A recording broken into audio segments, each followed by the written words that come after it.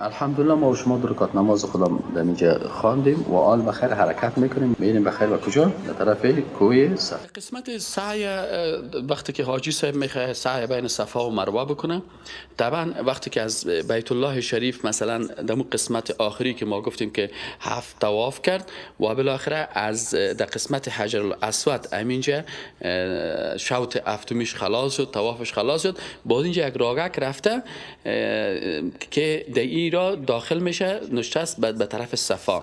صفا یک تپگک است، یک تپه هست. این تپه هم به منزل زیر جای داره، هم منزل اول است، دو است. مقصد اینجا وقتی که به سر صفا میره، در اینجا وقتی که رسیدن چی شروع میشه؟ اینجا هم 7 مرتبه سعی بین صفا و مروه میشه. منتها اینجا یک نقطه در یادتان باشه که در صفا و مروه که از مثل طواف بیت الله شریف وارن نیست. در صفا و مروه که است یک رفتن از صفا، متوجه هستین؟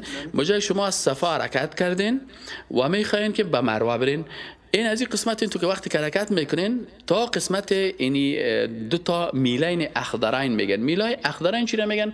دو تا ستون آبی هستن و آل فعلا گروپا نصب است اونجا در اینجا آبی هستن. در بین ازیا باز حاجیایی که مرد هستن چی میکنن؟ در اینجا یک قسم حرکت این به شکل اینا حرکت میکنن بین اینی بین دو میل است. منتها از صفا که شما حرکت کردین تا مروه رسیدین، اینمی یک شوط حساب میشه در بین سعی بین صفا و مروه، یعنی رفتن از صفا تا مروه یک حساب میشه. بله تو نیست که مثلا بگی باید این یک دوره بزنین تا اینجا پس به صفا بیاین، مثل که در حج از حجر الاسود حرکت میکنید در بیت الله شریف تا اینجا. نه، برعکس ازی فرق قضیه میقدر است که اینمی رفتن از صفا شروع میکنین و این میشه نیت چیزتان شروع میشه بخیر از جبل صفا، از این تپه شروع میشه و بالاخره میاین تا مروه. در مروه که رسیدین از پشت سر از این چیز ستون است، از پشت سر اینجا حرکت میکنه. اینجا که رسیدین به حساب یک شوطتان پوره شد. دومی از مروه شروع میشه تا صفا کمدین به حساب دو شد. با سوم که از صفا شروع کردین، سوم شروع میشه تا مروه سه. بعد از مروه که حرکت کردین شروع کردین، چهارمی شروع میشه تا صفا 5. باز وقتی که از چیز باز که از صفا شروع میکنین، پنجم شروع میشه تا مروه.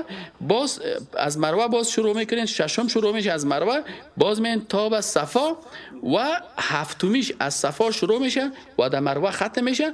و در این قسمت مروه اینی قسمت است که باز جایی است که آجی صاحبا باز بسیاریش نمیشه نزدیک همیشه حلق میکنه. بعضی کسا از همیشه میبره اونجا میره سلمانی هستن و در اونجا مویای خود چی میکنن؟ قصر میکنن. در این قسمتی که مردا گفتیم پهلوانی باید بکنن در این فاصله معین که فیلم باشه آقا مشخص شده، خانم‌ها باید چیکار بکنن؟ خانم‌ها برای خانم‌ها نیست، تنها برای مردا هست. بله فقط بعض خانم‌ها کار میکنن، این غلط است. برای بیبی حاجی صاحبا نرمال حرکت میکنن، تنها برای مردا هست. بله. بسم الله الرحمن الرحیم. خب حاجی صاحبای محترم، ما شما بخیر حرکت کردیم، طرف کوی صفا میریم و دمی کوی صفا است ما و شما بالا میشیم.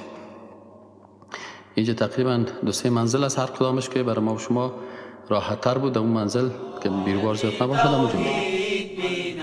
بر در و دیوارها آیت توحید بینم، بر در و دیوارها آسمان. حاجی صاحبای محترم، حالا که در اینجا ما شما در منطقه کوی صفا هستیم، در آغاز شوط اول که نال ما شما اینجا هستیم، مستحب است اول که ما روی خود به طرف قبله بکنیم و حمد الله را بگوییم، الحمدلله تکبیر بگوییم، دیگه بگوییم که لا اله الا الله والله اکبر، لا اله الا الله وحده لا شریک له، له الملك وله الحمد يحيي ويميت وهو على كل شيء قدير، لا اله الا الله وحده انجز وعده ونصر عبده و حزم الاحزاب وحده.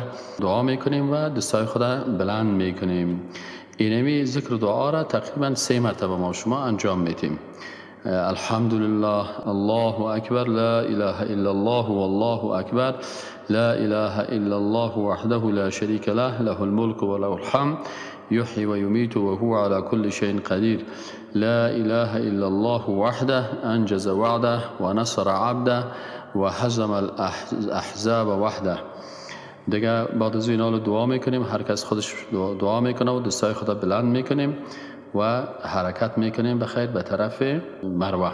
در آغاز شوط اول میگیم که امیر خوانده میشه إن الصفا والمروة من شعائر الله فمن حج البيت أو اعتمر فلا جناح عليه أن يطوف بهما ومن تطوع خيرا فإن الله شاكر عليم. الرحمن الرحیم. خب آج صاحبای محترم، حالا ما شما بخیر حرکت کردیم طرف کوه صفا میریم و دمی کوه صفا کس ما شما بالا میشیم. اینجا تقریبا 2-3 منزل از هر کدامش که برای ما شما راحت تر بود. اون منزل که بیروبار زیاد نباشد اونجا بر در و دیوارها آیت توحید بینم بر در و دیوارها آسمان. آج صاحبای محترم، حالا که در اینجا ما شما در منطقه کوه صفا هستیم دیگه اینا پایان میشیم و به طرف مروه حرکت میکنیم. آج صاحبای محترم، در بین صفا و مروه کدام دعای مخصوص نیست، یعنی هر کسی میتونه که باز دعا بکنه، ذکر بکنه و تلاوت بکنه. این می قسم شما دعا میکنیم و ذکر و تلاوت میکنیم تا ای که برسیم به اون چراغ‌های سبز. توحید بینم بر در و دیوارها آیت توحید بینم بر در و دیوارها آسمان ها کهکشان ها ثابت و سیارها آسمان ها کهکشان ها. آج صاحبای محترم، ما و شما رسیدیم به پیش چراغ‌های سبز. اینی چراغا رو شما میبینین، از اینی چراغ‌های سبز. از اینجا ما و شما چی میگیریم؟ سابق میلین اخضرین میگفتن. در بین ازیا حاجی صاحبا باید چی کنن؟ تیسیز را برن. حالا ما و شما اینجا تیسیز میریم، اما بی حاجیا باید به شکل عادی حرکت بکنن.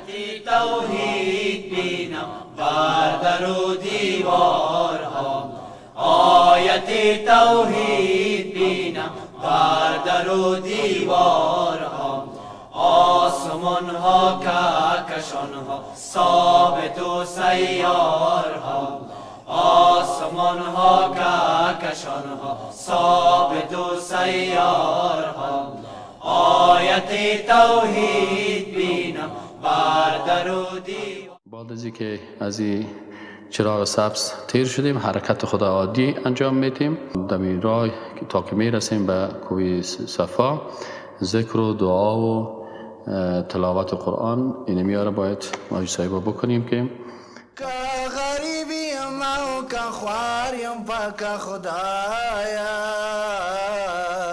دستا ډیر شکر گزاریم پاک خدایا دستا ډیر شکر گزاریم پاک خدایا که غریبی ما که خواریم پاک خدایا دستا ډیر شکر گزاریم پاک خدایا دستا ډیر شکر گزاریم پاک خدایا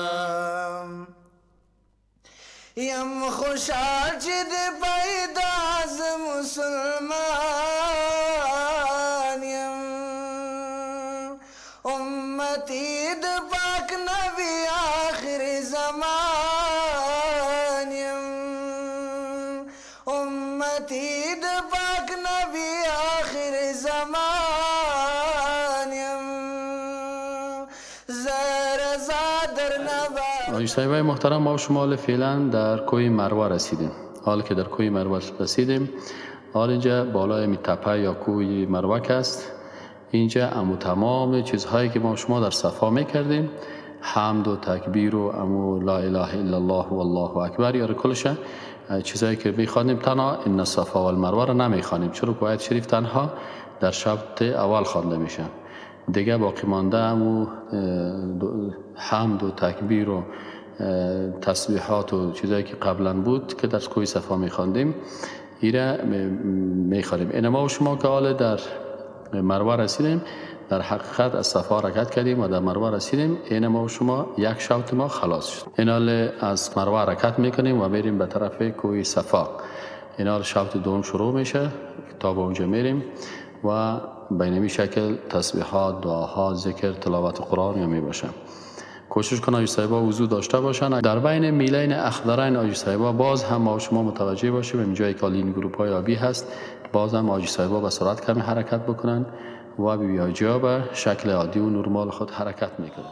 که غریبی ما و که خواریم پاک خدایا،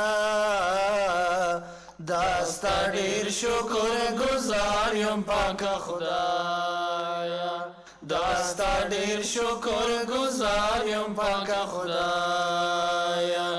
که غریبی ما و که خواریم پاک خدایا، دستا دیر شکر گزاریم پاک خدایا، دستا دیر شکر گزاریم پاک خدایا. یم خوشحال چې د پیدا از مسلمان یم، امتی د پاک نبی آخر زمان یم، امتی د پاک نبی آخر زمان یم. زر زادر نبار بار یم پاک خدایا، دستا دیر شکر گزاریم پاک خدایا. اینال از صفا تا مروه یک شوط، از مروه تا صفا دو شوط، از صفا تا مروه 3، از مروه تا صفا 4، از صفا تا مروه 5، از مروه تا صفا 6 و از صفا تا مروه 7. در مروه هفتمین شوط ختم میشه.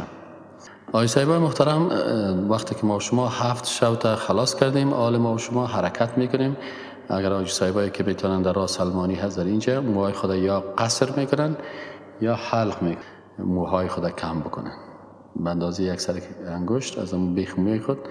این به قدر انبله میگن، انبله اما سر انگشت است، به می اندازه موی خود کم بکنن. حالا آقای صاحبا حرکت میکنن و بعد از اینکه میرین و موهایتان کم میکنین، از احرام ختم میشین و شما میتونین که باز در جریان عادی حج فرضی باز در جریان عادی باشین و در جریان عادی مثل انسان‌های عادی دیگه باز با حلق یا قصر دیگه از احرام خارج میشیم و ما میتونیم که لباسهای خود نرمال بپوشیم و در هتل‌های خود تا روز ترویه به شکل نرمال زندگی بکنیم. تو خودت سر تا تیار کرده بودی که سر از اون چیز میکنی؟ سر خودت تیار کردی؟ ها؟ خودت؟ اینال تو که سر از اون تیار میکنی گوش کو؟ اینال سر تو خود دم گشت. اینال تو خودت سر تا نگرفتی که حق نداشتی که باید از این میکردی. کسی میتونه سر کسی حلق کنه؟ مولوی صاحب چطور هست این مسئله؟ مولوی سر از این سر اندیوال خدا گرفته چیز میکنه؟ و خودش هیچ سرش خدا که چیز نکرده. حکمش چیسته؟ دم میگرد. اینال 5000 روپیه باید یک دانه گوسفند بخری. کیست نقاش طبیعت کین همه نقش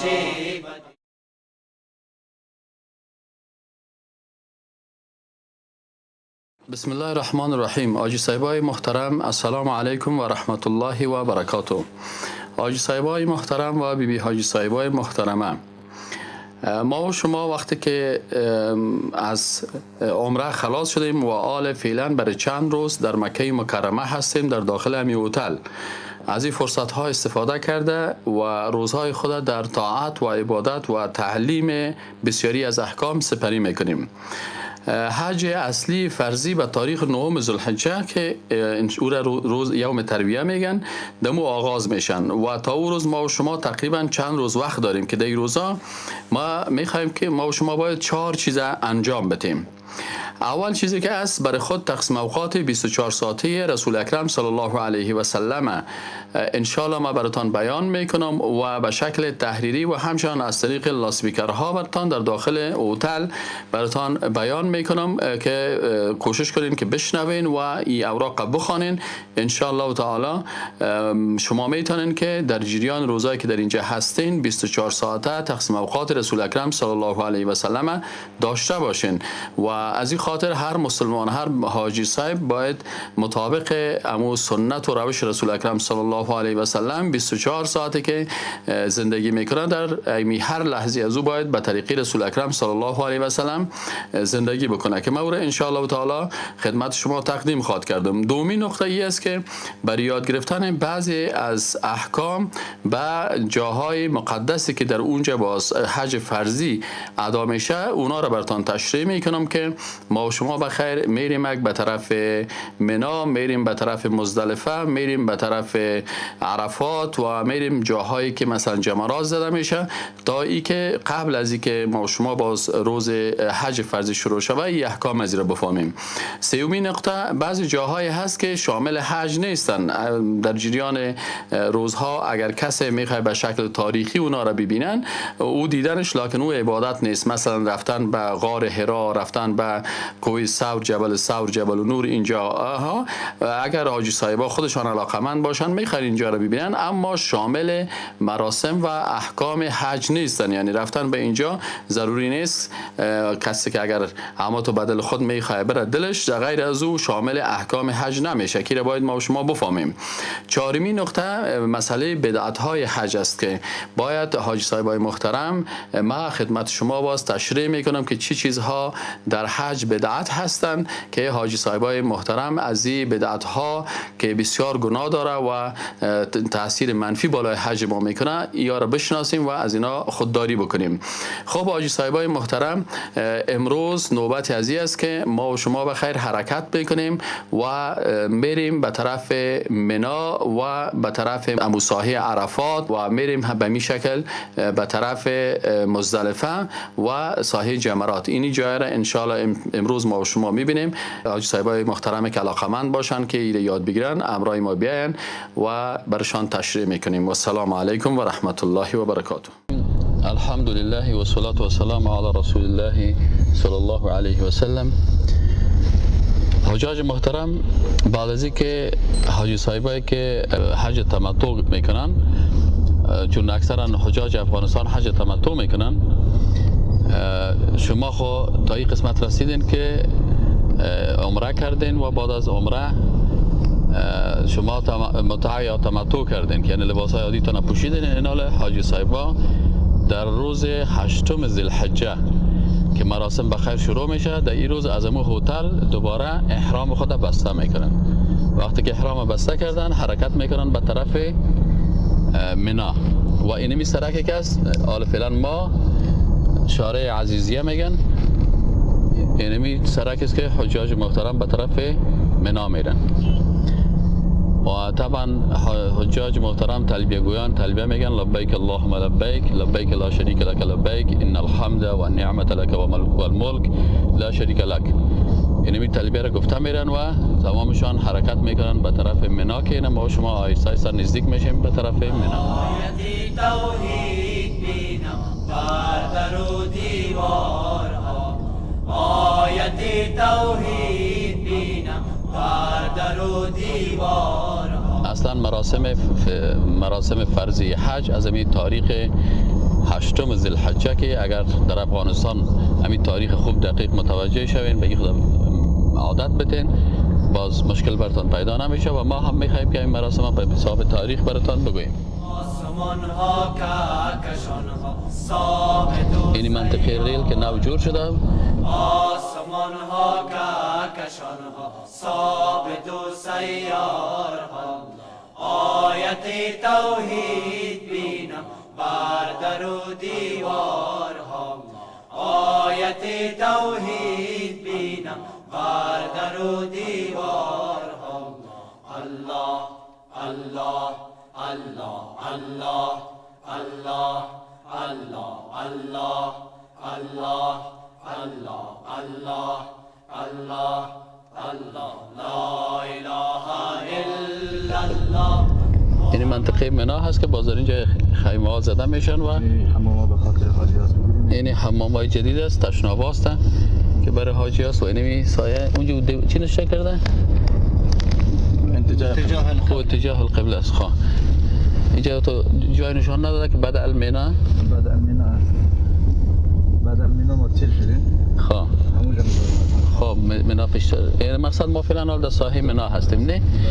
حاجی ها شب در منا تیر میکردن و اینمی تیر کردن شب در منا که است یکی از واجبات حج است که باید تا طلوع آفتاب اینجا باشه. مجرد که آفتاب طلوع میکنن باز حرکت میکنن به طرف عرفه. آیت توحید بینم بر در و دیوارها. آیت توحید بینم بر در و دیوارها. آسمان ها کهکشان ها ثابت و سیارها. آسمان ها کهکشان ها ثابت و سیارها. آیت توحید بینم بر در و دیوارها. آیت توحید بینم بر در و دیوارها. الله الله الله الله الله الله الله الله الله الله الله الله لا اله الا الله محمد رسول الله الحي القيوم يا سبحان الله. لا اله الا الله محمد رسول الله الحي القيوم يا سبحان الله. الحي القيوم يا سبحان. بعد از اینکه حاجی ها شب در منا تیر کردن و طلوع آفتاب شد باز حجاج حرکت میکردن به طرف عرفات. لکن بعضی اوقات فکرتان باشه صاحبای محترم به خاطر ازدحام زیاد است احیانا تا آخر شب نمیمونن حاجی را 12 بجه شب مثلا حرکت میکنن به طرف عرفات. توحید بینم بر در و دیوارها. آیت توحید بینم بر در و دیوارها. آسمان ها کهکشان ها ثابت و سیارها. آسمان ها کهکشان ها ثابت و سیارها. آیت توحید بینم بر در و دیوارها. آیت توحید بینم بر در و دیوارها. الله الله الله الله الله الله الله الله الله الله الله الله لا اله الا الله محمد رسول الله الحي القيوم يا سبحان الله. لا اله الا الله محمد رسول الله الحي القيوم يا سبحان الله. الحي القيوم يا سبحان الله. الله الله الله الله الله الله. کیست نقاش طبیعت کین همه نقش بدی. کیست نقاش طبیعت کین همه نقش بدی. جز خدای حی سبحان کس کند این کارها. جز خدای حی سبحان کس کند این کارها. آیت توحید بینم بر در و دیوارها. آیت توحید بینم. خب بسم الله الرحمن الرحیم. در ساحه عرفات نماز که خوانده میشه نماز که حجاج نماز پیشین و دیگره جمع قصر و تقدیم. متوجه باشین در کجا میشه؟ در مسجد نمیره میشه. مسجد نمیره. حالا ما شما میریم به طرف مسجد نمیره. ببینین در مسجد نمیره 3 کلمه اینجا فکرتان باشه: جمع، قصر و تقدیم. چی معنی جمع قصر؟ اول 2 نماز با هم جمع میشه. صحیح؟ 2 نماز با هم جمع میشه. و قصر به خاطر از اینکه مسافرانه خوانده میشه. و تقدیم به خاطر از اینکه نماز پیشین دیگر تقدیم میشه در وقت نماز پیشین خوانده میشه. یعنی هر 2 نماز جمع میشه.